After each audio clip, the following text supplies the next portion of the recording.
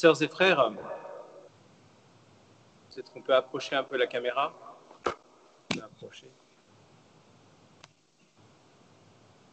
Nous voilà dans ce dimanche de la miséricorde,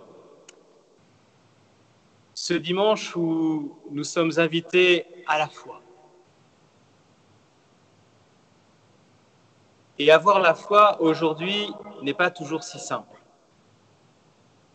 On me raconte régulièrement les bons repas des professions de foi, des premières communions, où les enfants, tout heureux d'avoir célébré ou une première Eucharistie ou d'avoir célébré leur foi d'enfant, sont tout heureux d'accueillir à table la famille, les amis. Et puis, dans un certain nombre de repas, il y a toujours un tonton qui passe par là ou un ami et qui, après avoir bu quelques coupes de champagne, un excellent vin blanc puis un vin rouge, l'ambiance monte et on fait des commentaires sur la religion, sur l'Église, sur la foi. Et voilà que souvent, on entend dire face à ces enfants qui sont émerveillés par Jésus, moi, je ne crois que ce que je vois. Nous l'avons tous entendu, nous l'avons tous vécu.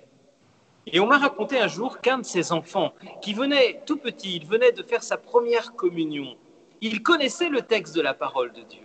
Et il dit « Ah, mais c'est super, tonton, c'est super que tu te dises ça. Tu sais, Thomas, il a dit pareil. » Mais l'histoire a très bien fini. Il a fini par dire « Mon Seigneur est mon Dieu. » Eh bien voilà, aujourd'hui, nous sommes invités à proclamer notre foi, à dire à Jésus « Mon Seigneur est mon Dieu ». Derrière l'écran, redites après moi « Mon Seigneur est mon Dieu ». Mon Seigneur est mon Dieu. Oui, vous ne l'avez pas dit. J'ai entendu, vous ne l'avez pas dit. Alors on le répète. Mon Seigneur est mon Dieu. Voilà. Nous proclamons notre foi aujourd'hui. Et qu'est-ce que c'est que cette foi? La foi, c'est un don de Dieu que nous avons reçu à travers nos parents, nos catéchistes, des prêtres, des religieuses, des personnes engagées, que sais-je. Et c'est difficile d'en parler de cette foi. C'est un peu comme de parler de l'amour. On a du mal à mettre des mots dessus. On sait si on l'a ou on l'a pas. Comme le tonton qui disait ne pas l'avoir. Mais on a des certitudes, des sentiments, des rencontres. Est-ce que vous vous souvenez de cette foi un jour quand vous vous êtes dit, peut-être dans votre enfance, « Ah, Jésus, j'y crois. Jésus est là. » Est-ce que vous vous souvenez de ce moment-là? Eh bien, j'aimerais bien que vous fassiez remonter cela à votre mémoire. Comme nous venons de faire remonter à notre mémoire, eh bien, la présence des disciples au Cénacle.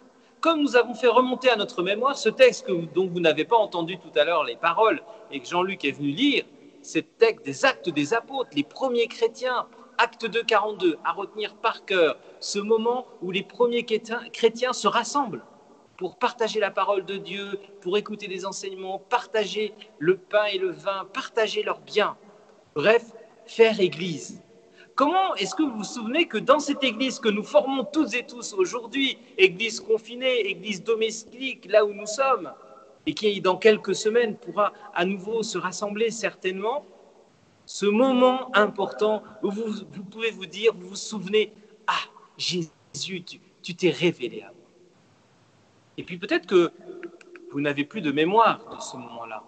Peut-être que vous n'avez pas eu ce qu'on appelle ce cœur à cœur, un jour ou l'autre. Eh bien, demandez au Seigneur. Seigneur, j'ai confiance en toi, viens te révéler à moi, viens te montrer, viens me visiter, viens me renouveler dans ma foi. Comme ces petits-enfants qui proclament leur foi, la profession de foi, ou qui font leur première communion, mais c'est magnifique. Voilà. C'est aujourd'hui ce moment où nous sommes invités à proclamer notre foi.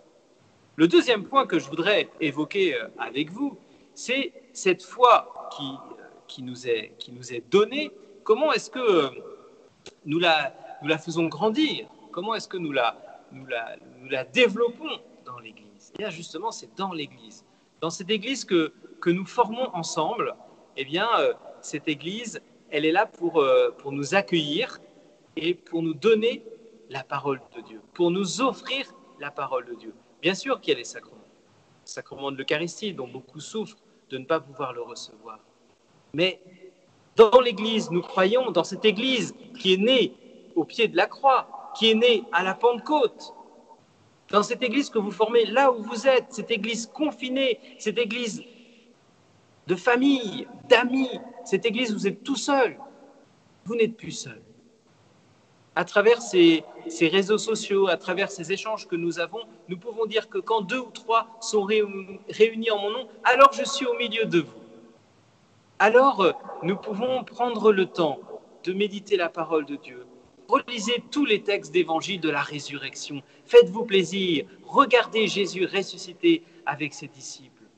Prenez le temps de ce temps de prière personnelle. Renouvelez votre coin prière.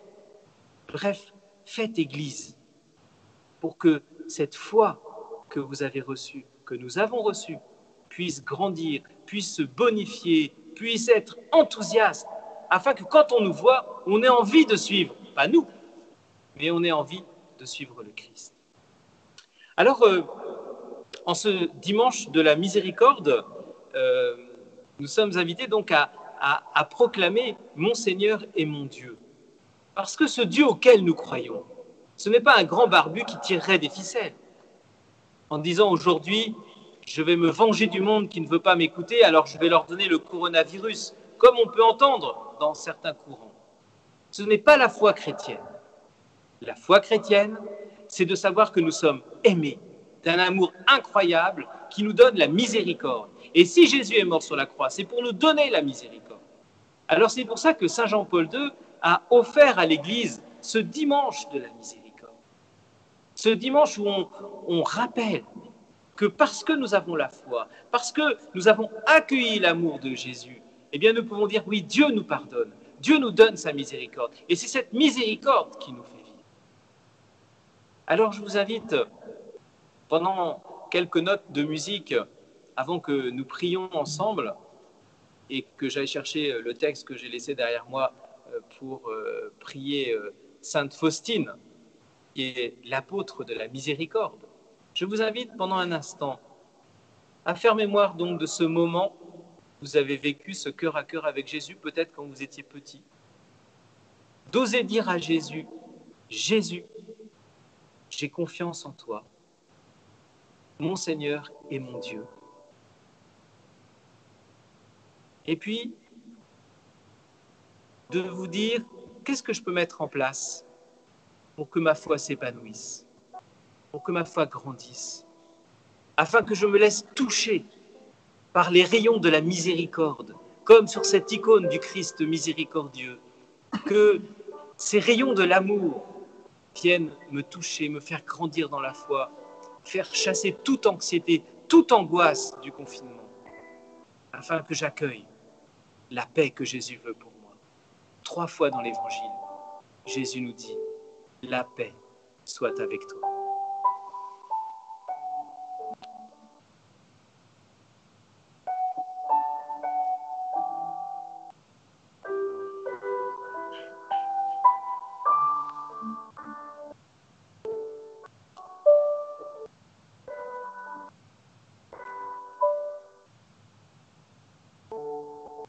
Oui, Seigneur Jésus,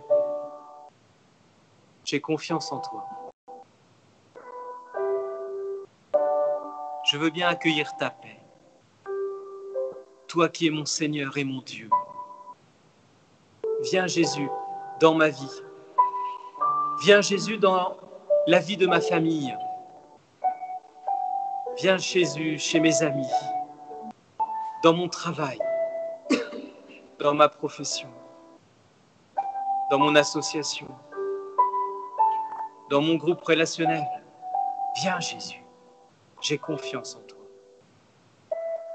Viens mettre ta paix dans notre monde.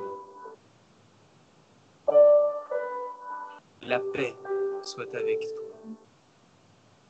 Oui, je suis prêt à accueillir cette paix, Jésus. Chasse de moi toute anxiété, toute angoisse, toute tristesse. Ne laisse pas ce confinement me confiner intérieurement, dans des idées noires, dans l'anxiété. Tu me donnes ta paix, Seigneur. Ce dimanche de la miséricorde, que ta miséricorde me couvre, me recouvre, me protège. Merci, Jésus.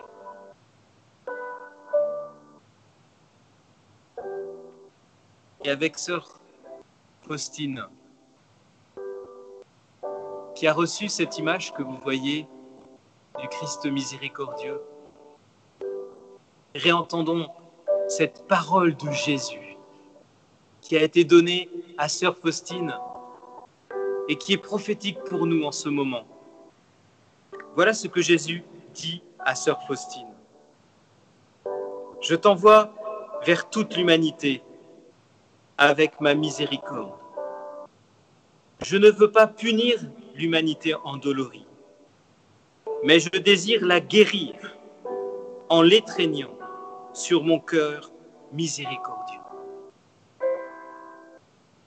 Laissons-nous éteindre par Dieu de cette miséricorde, miséricorde qui nous guérit, miséricorde qui nous donne la foi, miséricorde qui nous donne la confiance. Amen.